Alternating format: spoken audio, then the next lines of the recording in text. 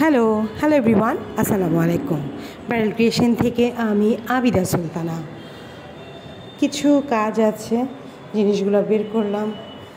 গায়ে হলুদের গহনা বানানোর মানে আর্টিফিশিয়াল জুয়েলারি বানানোর যে জিনিসপত্রগুলো আছে সেগুলো বের করলাম।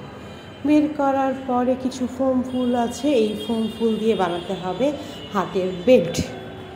এই বেল্ট বানানোটা বিশাল একটা ঝামেলার কাজ ছিল, কারণ বেল্টটা একটু কাস্টমাইজ করে দিতে হবে। মাল্টি কালার বেল্ট, উপরে ফুল এবং সাইডে ম্যাজিক বেল্ট, যাতে চট করে ওয়েলকাম গিফট দেওয়া যায়। তো এই যে মাল্টি কালার যে বেল্টটা, সেটা আমরা নিলাম।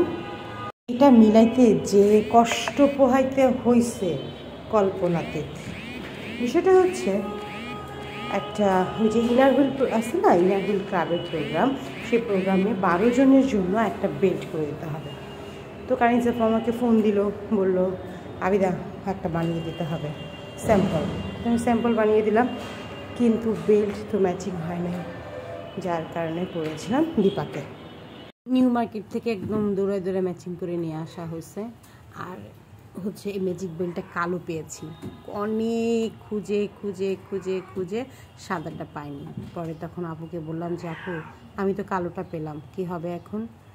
আপু বললো যে না পেলে কি আর কর, তুমি তো ট্রাই করেছো, তো তুমি কালোটাই দিয়ে দাও।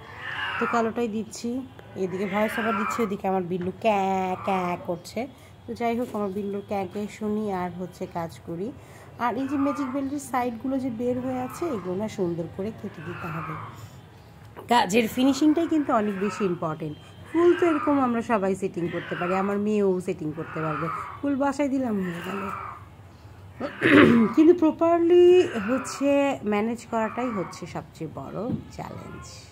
কারণ এই যে আমরা যে আঠাটা ব্যবহার করছি, অনেক ক্ষেত্রে একটু উঁচু হয়ে থাকতেছে, অনেক ক্ষেত্রে ফাঁকা ফাঁকা হচ্ছে, একটু বের হয়ে যাচ্ছে, হাতে লাগছে।